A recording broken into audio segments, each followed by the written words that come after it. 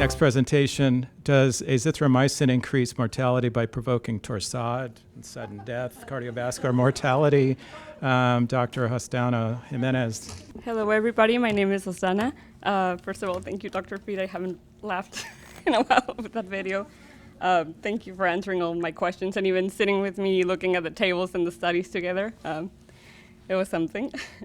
First, want to talk about how all this situation started. So around 2011, the FDA just got blasted with a lot of reports that one of the medications that had just went into the market was causing some of like cardiac problems and having fatal arrhythmias.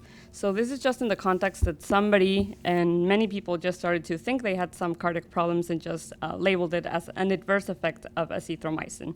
And just to remember the mechanism of action, it binds to the 50S ribosomal unit and makes blockages of transpeptidation. And they issued a black box warning that now is something that all of us are really familiar that it causes torsades and QTc prolongation.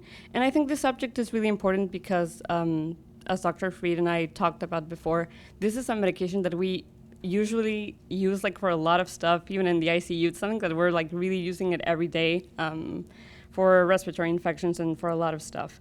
But the label warning the FDA said was that a 5-day course of azithromycin was associated with an increased risk of cardiovascular death, which is pretty significant, right? Because 5-day course is just like a normal course of antibiotics. So that would definitely pop my attention and make me feel kind of insecure. So this was around 2011. So the context before everything else, when the 2011 report started to appear, then somebody said or thought it was a good idea to study this more thoroughly. So in 2012, a person called Ray and their associates did an article in the New England Journal of Medicine stating that macrolides have a pro-arrhythmic effect and properties and increase sudden cardiac death. But I think this article was like the main thing that drove everything, and it became like a huge blast. Everybody was talking about this. It even changed like the guidelines on how we manage macrolides. But the methods they use in the article is something I would like to dig into. So their methods, they use like Tennessee Medicaid records. The problem with this study is that they only got medical records, and it was a retrospective study. So they basically took a lot of people that they didn't know exactly what had happened. They based their information only on death certificates. So they didn't even know what type of medications they were using. They didn't know what length of hospitalization they had. They didn't even know any formal medical records with EKGs or even knowing like what things happen in the hospital. So the cohort studied individuals who took azithromycin, and they propensity did a score matching with patients who did not take azithromycin and took other antibiotics like amoxicillin, ciprofloxacin, and levofloxacin. Their conclusions around this study was that azithromycin was associated with an increased mortality on the 4th day starting the therapy, comparing with amoxicillin or other antibiotics. And here I have a plot that basically said that the more days you were prescribing a medication, the higher risk of cardiac events you were going to have. But the thing is, and reading a little bit more, is that azithromycin increases their maximum effect like at the 4th day in concentration. So it wouldn't make any sense that even like a prolonged time after the 4 days would increase mortality more. But pretty much they compared it with levofloxacin and amoxicillin just to make another standpoint. So I won't go into this table further because it's part of the appendix of the article, but they basically said that the relevance of their study was that they excluded people who had all like chronic diseases or like super high comorbidities that would cause them a more problematic hospital stay.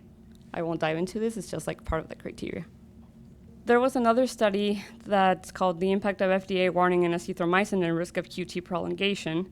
I found this incredibly interesting because most of the people after the FDA warning issued was made, instead of looking at the guidelines on how to prevent the QTc prolongation and how to make a better surveillance of macrolides, they just decided to switch the overall therapy. So we stopped using macrolides and we tried to switch to a different antibiotic or a different treatment. So there was less and less data to compel the argument that macrolides didn't have any QTc prolongation. The study observed a significant reduction in the utilization of azithromycin based on the FDA warning. And this table basically says the situations of arrhythmia, heart failure, and other criteria like sex and age, and what happened pre-warning and post-warning. But what they did know is that physicians didn't take any significant change in monitoring practices. They just decided to switch antibiotics or medications. So what's the speculation versus the real data? As a result of a broad antibiotic spectrum and its safety profile, approximately 55.4 million prescriptions were done in 2012, according to recent market data. And basically what the study said that only 65 fatalities occurred in this study. So compared to the 55.4 million, it's a pretty significant, lower amount of people who had this effect adverse. What's the physiology and the mechanism? The prolongation of the QT interval and possible increased risk of torsade points is basically related to the delayed rectifier of the potassium current channel. And the thing I want to point out here is that the mechanism by which this happened is blockages of the hERG channel, which basically just increases the repolarization in a CIP enzyme system. And if I compare it to other studies, azithromycin is a drug that neither has enhancement with a CIP enzyme system nor either intervenes with a blockage of the hERG potassium channel. So why would it make sense that an antibiotic who doesn't fit in the criteria could cause this amount of problems cardiologically? In this table that I put, actually, azithromycin compares to other macrolides, doesn't have any effect on the cytochrome, and it doesn't enhance with the channel, versus other macrolides like erythromycin and clarithromycin. I just wanted to add another study talking about physiology, just to reiterate the point. This was a study in 2022 talking about the divergent proarrhythmic potential of macrolide antibiotics on animals. They usually used bunnies to this proarrhythmia study, but they used only 13 in each one of the antibiotics, and they saw similar increases in QT interval. So the only thing that changed in this study was that people who had a baseline low potassium or something that could just tip them over the edge alongside with the antibiotic were the results that showed that the azithromycin had the increased QTc interval. So let's talk a little bit about the data on why this is a myth.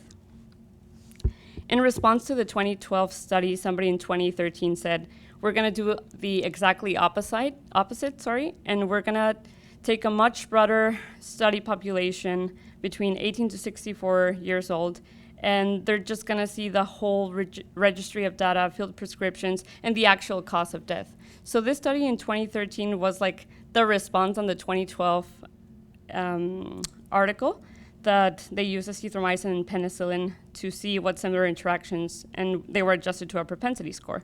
So in this little chart that I have here in this slide, it compares the 2012 study and the 2013, and it said patients who were not sick and taking no antibiotic basically had the same range of mortality or the percentage.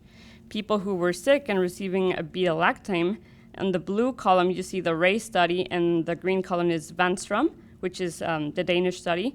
There's a significant change on whether Ray says that beta-lactams are actually completely safe, they don't have anything to do with the QTc interval, no arrhythmia propensity or nothing. But in the third column, you see that it's sick people receiving azithromycin. And basically both studies says that they actually have the same risk. But why is this? Because in most of the studies that did have this data were people who were already sick. They were having multiple comorbidities, they were having a bunch of pneumonia, they were having underlying cardiac diseases, and they were having underlying electrolyte derangements. So, and then the result from this study was 17 deaths of cardiovascular causes during the current use of azithromycin versus 146 current use of penicillin, which we know penicillin is not an antibiotic that usually causes cardiac problems. The Danish study, the benefit that I think it had, it was a broader population and could evaluate further changes. The Ray article just had a little amount of population, and 85.2 deaths per 1 million courses of azithromycin as compared with 15 deaths per 1 million courses of the Danish study. And this table basically just reflects the number of population that was studied and the number of events per antibiotic and the comparison with penicillin. And here is the breakdown of the groups. If we see the amount of people who were currently using azithromycin, we only have 17 number of events versus penicillin of 16, which is still pretty much lower in all the comparison of all the studies. There was another article that said the use of azithromycin and the risk of ventricular arrhythmia. In 2017, they identified, basically the interpretation was, again, that the only risk we have with a macrolide and azithromycin is if patients have underlying conditions or cardiac risk or electrolyte derangements. And basically that's like the point they wanted to make in this study also. Here is just a table talking about the current use of azithromycin and other antibiotics and the number of population, which is the 12,000. And the current, recent, and past use of the antibiotic. Where the meta-analysis, this meta-analysis is the most important one because I think it's the most recent in 2018. They basically had like 33 studies, and in those 33 studies, macrolides were not associated with the risk of arrhythmia or cardiovascular disease. They were associated with an increased risk of MI, but basically only seen with erythromycin and clarithromycin, not with azithromycin. And this forest plot, I think it's really interesting because it basically just takes like the whole bunch of articles that have been compared throughout the years. And here we see the Strauss and the 205 and the Ray at 204. And it basically just mentions the decreased risk and increased risk somebody can have. But you can see the polarization of information between one article and the other. And everybody knows that the Ray study was the one who basically said that this was the risk. But we have other data that says the contrary. So what about macrolides and MI? Actually, as I was speaking before, azithromycin and clarithromycin are the macrolides that carry the highest risk of causing MI or other cardiac complications, whereas azithromycin, if you compare it with the same type of macrolides and other types of antibiotics, it usually causes less risk.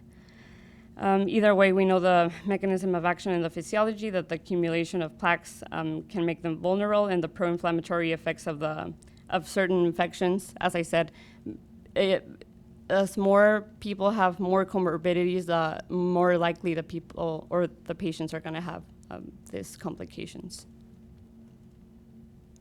But what is the potential study of the bias?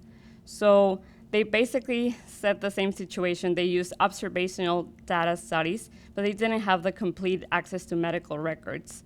So that could be a potential cause on why this happened with the Ray study initially in 2012, that they were just speculating around death certificates and didn't have the most appropriate information.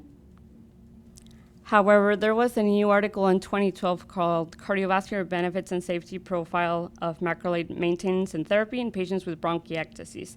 So this study, what basically did was following patients with bronchiectasis for a couple of years, I think it was 5, and they compared people who had macrolide administration versus people who didn't have macrolide administration. And their conclusion was that actually in a follow-up period of 5 months, the people had less event adverse of cardiovascular risk and mortality than the people who didn't use macrolides. And I'm going to talk a little bit more further. So basically, a total of 31 ventricular arrhythmias or sudden cardiac deaths were seen, and 55 events occurred among macrolides non-receivers. So it's pretty less, people who were taking macrolides in this study had less complications of cardiac situations and ventricular arrhythmias than people who didn't use, who used other antibiotics. So they concluded that macrolides did not have an increased risk of ventricular arrhythmias and sudden death. What I did find really interesting in this article also is that beyond the fact they discovered that macrolides may have some immunomodulatory or anti-inflammatory properties that can be studied further, whether they follow up the patients for a longer period of time. And they even adjusted this with cardiovascular mortalities or factors. They basically used people who had cardiovascular problems at baseline, had electrolyte derangements, and had problems that could cause more mortality with the macrolides. But they concluded in this study that it actually has potentially more anti-inflammatory properties than anything else, and it helps in the long run. Then there was other study, comparison of cardiac events on 2020 associated with azithromycin and amoxicillin. And this study also included elderly patients who had cardiovascular disease and had concurrent QTc prolonging drugs. So basically they took a population that was already sick at baseline and they used it to compare again if azithromycin had more risk of causing ventricular arrhythmias, syncope, and cardiac arrest. The table compares the outcomes of the events of syncope, palpitations, cardiac arrest, and lung QTc. And as we see, the amount of people they also used in this study was pretty big, but they didn't even see a long QT syndrome or any risk of sudden cardiac death using azithromycin. So this was another study that I found interesting to make the point that it was not really something to be worried about. But they also compared the study with like more than 200 drugs that were associated to prolong the QT interval. This is basically just another table that says the span on which time the macrolides were using, 5, 10, and 30 days. And the strengths and limitations, I think that the more strength the study has is because they have like a large cohort of study or they have an entire population that is bigger to study, and it included about 4 million people who used azithromycin and amoxicillin, and they compared these outcomes. But still the conclusion was that it doesn't affect and it doesn't cause increased mortality. So the conclusions that I have is that, first of all, it was also difficult to put this situation together because there's a lot of mixed data in a lot of the articles. But I do think it's something that is a myth. And then having this on top of the physiology that actually macrolides do not interact with the mechanism that causes the QTc prolongation and the torsades. And then there's new meta-analysis that suggests more than a lot of studies, and they put them together with the risk factors, putting people who are sick, putting people who have already baseline cardiac problems, QTc prolongations, and actually found out that even if macrolides do cause this type of potential adverse effects, azithromycin would be the least one in having this problem. And overall, the new thing is that people with bronchiectasis can be followed for a long period of time, and maybe this antibiotic may benefit in the long run and give them potential anti-inflammatory benefits. And yeah, basically I think those are the conclusions of this. These are my references, and that's it.